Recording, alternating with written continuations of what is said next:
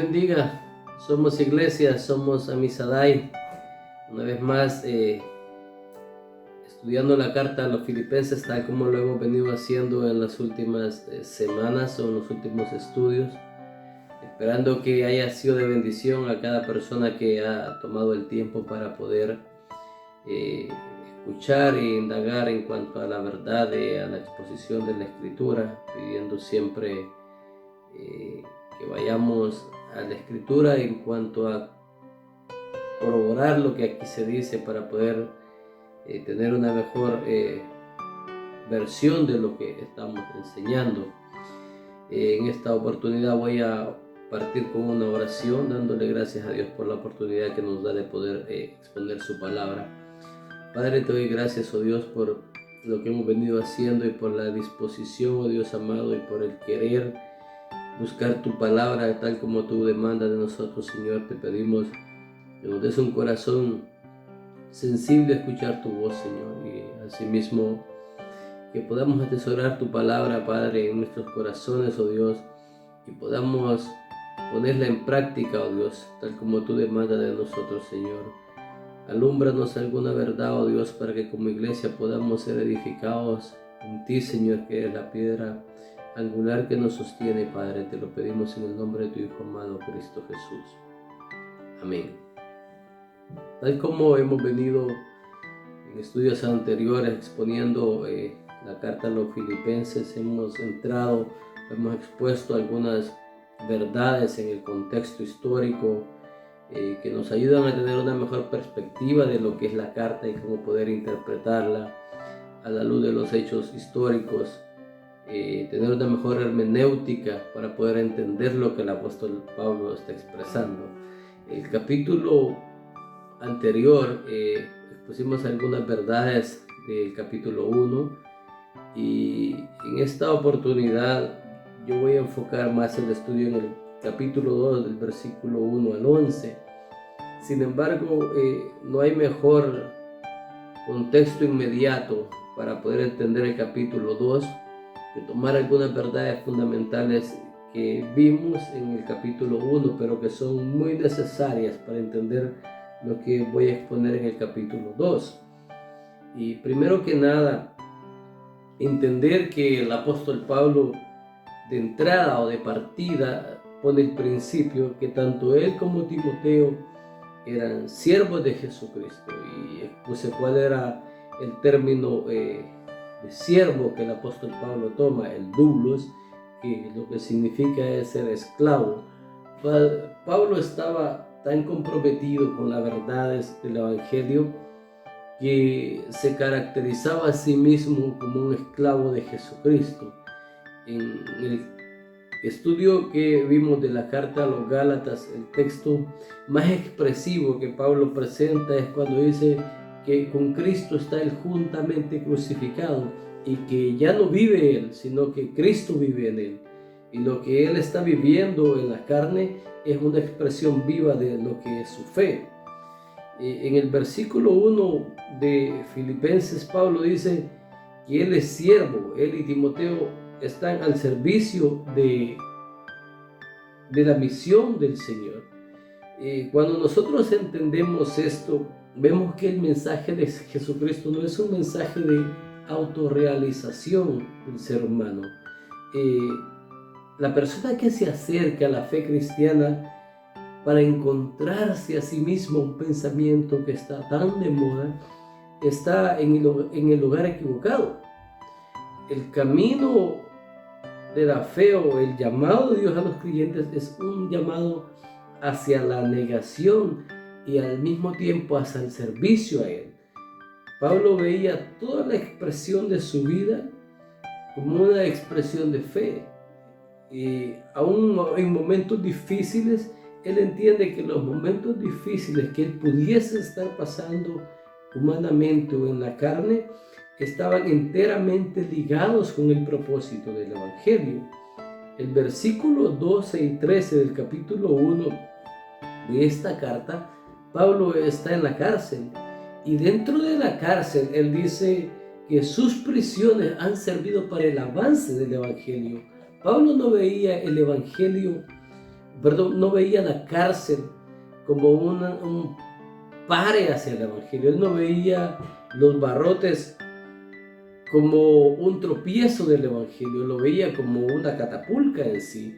Pablo veía que la cárcel era un método o un medio por el cual Jesús expandía su reino. Entonces no está hablando de una perspectiva de comodidad, está hablando de una perspectiva de servicio. Aún dentro de la cárcel, él veía que la obra de Dios se manifestaba en su persona para seguir pregonando y predicando el Evangelio. Esos barrotes que sostenían a Pablo eran testimonio de que Pablo estaba dispuesto a todo por el mensaje del Evangelio. Cuando nosotros entendemos la carta a los filipenses, es una carta que invita precisamente hacia la negación de nosotros mismos y el servicio a Dios como parte de nuestro agradecimiento porque Él nos alcanzó y nos hizo santos en la persona de Jesucristo. Y eso nos lleva a pensar a nosotros que si en algún lugar podemos ver que el verdadero evangelio no se trata del bienestar nuestro como hombre o como seres humanos, eso es en la epístola a los filipenses. Pero Pablo no está imponiendo un pensamiento nuevo o particular de él acá, algo que Pablo está ideando en ese momento. Es más, podemos decir, ninguna persona en sus 5 sentidos pudiese pensar que una verdadera religión se basase en la negación. Es más, el hombre caído quisiera la autorrealización, el bienestar personal, pero Pablo está siendo fidedigno al mensaje de Jesucristo. Si bien es cierto, nosotros hemos presentado como tradición cristiana que Pablo no es uno de los 12 apóstoles, sin embargo, la tradición oral del mensaje de Jesucristo era muy vivido para la época de Pablo. Es más, uno de los evangelistas clásicos o de los 4 escritores de los evangelios clásicos, como lo es Lucas, fue compañero de viaje de Pablo. Entonces Pablo tuvo que haber conocido de primera mano el testimonio oral del mensaje de Jesucristo. ¿Y qué dice Jesucristo en cuanto a el mensaje de negación como expresión de fe? En el capítulo 9 y versículo 23 al 26 del Evangelio de Lucas, Jesús dice que cualquiera que quiera seguirlo debe de tomar su cruz, debe de negarse a sí mismo, y también dice que el que esté dispuesto a perder su vida a causa de él la ganará. Entonces debemos entender que este llamamiento no es exclusivo a los apóstoles, es un llamado general en sí. Y cuando entendemos este llamamiento, suele ser un tanto chocante a nuestra cultura, una cultura, tal como lo he dicho, de autorrealización del hombre. Y cuando vemos una cultura de autorrealización del hombre y vemos lo que pasa a nuestro alrededor, vemos en términos generales una iglesia que ha llenado de un humanismo barato el pensamiento cristiano y lo ha maquillado con una fe, porque tal como nosotros como seres humanos caídos somos atraídos por la estabilidad del mensaje, de este mensaje de autorrealización nuestra. Y nosotros muchas veces vemos y admiramos, voy a hablar generalmente como cristiano en la sociedad en que yo muchas veces se admira a predicadores que hablan de la autorrealización del ser humano. Pero cuando nosotros comparamos el mensaje de la autorrealización que prima hoy en muchos púlpitos y lo comparamos a la luz de la Escritura, no tiene nada que ver la autorrealización con la fe cristiana, sino que Pablo nos manda a nosotros a negarnos quiénes somos y rendirnos a un servicio hacia el Señor. Los filipenses tenían un problema similar al nuestro hoy día. con esa filosofía de la autorrealización. Los filipenses eran una colonia romana próspera y ahora Pablo les predica a ellos que ellos, al igual que él, deben ser siervos de Jesucristo, esclavos de Jesucristo, donde el Rey y Señor de sus vidas debe de ser Jesucristo. El centro de todo lo que rodea su vida debe de ser Jesucristo. Pablo primeramente está dando un testimonio personal de lo que es la fe. Pablo viviendo el mensaje que predica y haciendo un llamado a ser parte de esa práctica.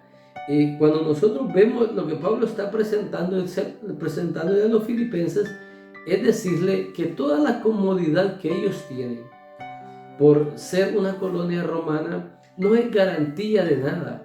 La única garantía la puedes encontrar en Jesucristo.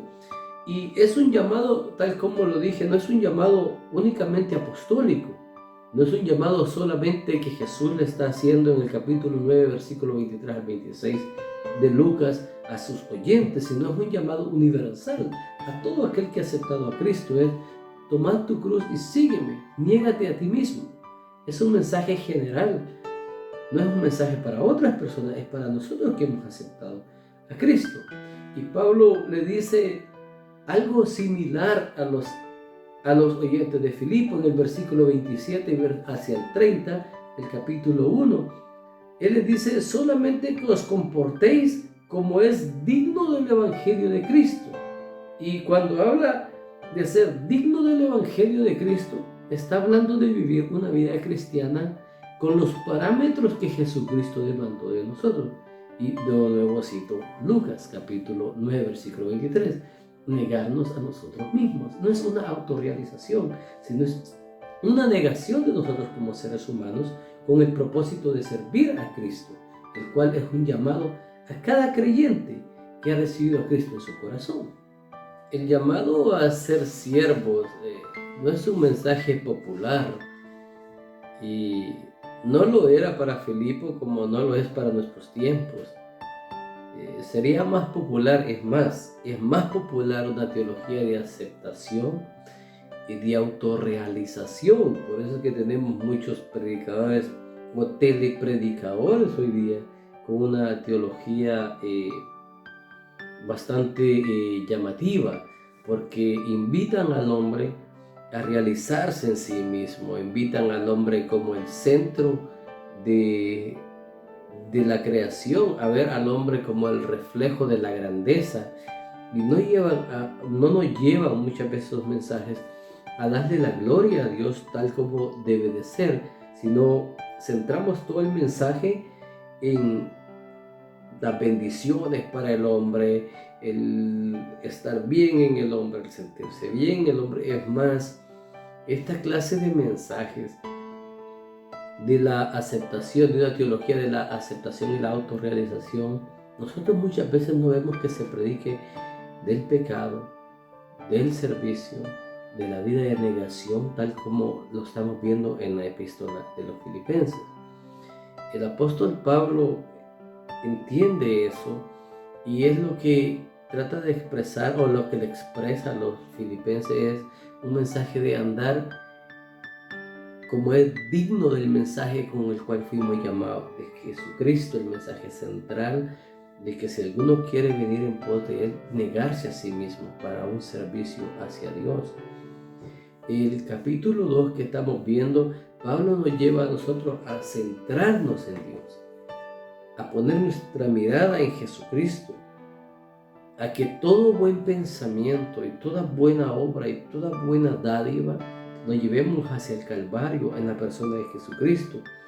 Y por tanto, en los primeros 3 versículos, él introduce y se dice: por tanto, si hay alguna consolación en Cristo, si algún consuelo de amor, si alguna comunión del Espíritu, si algún afecto extrañable, si alguna misericordia, completad mi gozo, sintiendo lo mismo, teniendo el mismo amor unánime, sintiendo una misma cosa. Primero, estos dos versículos nosotros lo tenemos que llevar a entenderlo en el contexto del versículo 15 del capítulo 1, donde dice: algunos a la verdad predican a Cristo por envidia y contienda, pero otros de buena voluntad. Lo que Pablo está diciendo es que esa división de predicar a Cristo por contienda o por vana voluntad no tiene nada que ver con el verdadero mensaje del Evangelio o el verdadero sentir del Evangelio. Y por eso nos manda a que todo consuelo, todo amor y toda comunión que nosotros tengamos, completemos ese gozo de Pablo, para que sea en la persona de Jesús, que todo lo que hagamos nosotros sea por el servicio al Señor.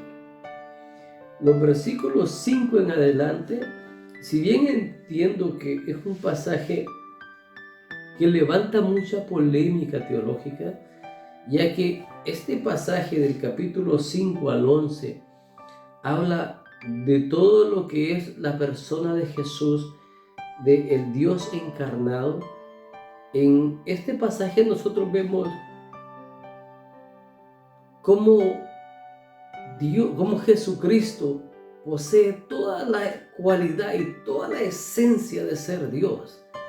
Pero muchos teólogos acá han hecho muchos estudios por las últimas décadas en cuanto a este pasaje. Yo no quiero entrar en esos aspectos, sino quiero entrar en un aspecto más práctico de lo que el apóstol Pablo está presentando.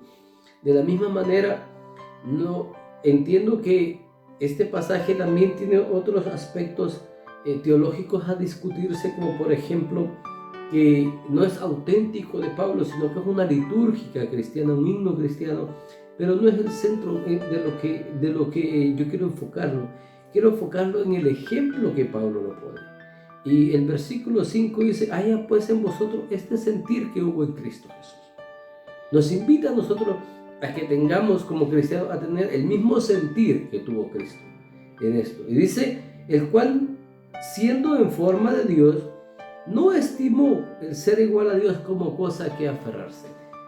Si alguien tenía algo para gloriarse en su persona, era Jesucristo, porque era el Dios encarnado del cual aquel habló el apóstol Juan en su evangelio.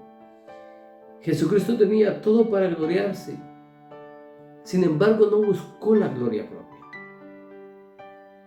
Contrario a los predicadores del versículo 14 de Filipenses, que buscaron la gloria propia, Jesucristo no buscó la gloria propia, buscó hacer la voluntad del Padre. Entonces, lo que Pablo nos está diciendo es: si aquel que tiene toda la gloria espectacular de ser el Dios encarnado no buscó aferrarse a esa gloria, sino que en condición de hombre, en la condición más humilde que él hubiese presentado, fue obediente, y fue obediente hasta la muerte. Y el apóstol Pablo pone énfasis y dice: y muerte de cruz. Donde el apóstol Pablo habla de y muerte de cruz, era la muerte más fuerte, la muerte más difícil que un ser humano pudiese haber enfrentado. Y a causa de la obediencia, Jesucristo fue tan obediente que llegó hasta la cruz en su obediencia, porque tenía una misión, y esa misión era honrar al Padre, era presentarnos delante del Padre, reconciliarnos con Dios, y en esa misión él estaba honrando al Padre. Entonces nosotros, con nuestra fragilidad como seres humanos, que no poseemos esa gloria, el apóstol Pablo nos dice: ven a Cristo. Él tiene todos los créditos para poderse gloriar, y sin embargo no utilizó el ser igual a Dios para algo como para aferrarse así. Sin embargo, se humilló. Los logros o los triunfos del ser humano no representan nada para Dios. La ciudadanía romana que los filipenses tenían no impresionaba a Dios. Lo que impresionó a Dios, o lo que impresiona a Dios, es el espíritu de servicio de Pablo y Timoteo, el cual nos está invitando a hacerlo. Nosotros no impresionamos a Dios con nuestros logros, con nuestros triunfos, con nuestros títulos. Impresionamos a Dios en la manera en que servimos y somos obedientes a Él. De otra manera, no podemos alcanzar a impresionar a Dios. Entonces, no se trata de una autorrealización, sino se trata de un servicio a Dios en toda la expresión, y Jesús es el modelo de servicio. Yo, como digo, no quiero entrar en un concepto teológico del capítulo 2, ya que no es un enfoque teológico, es un enfoque práctico. La práctica nuestra debe ser todos los días obedecer a Dios en el llamado que tiene para nosotros como iglesia, y así poderle servir de la mejor manera. Dios les bendiga.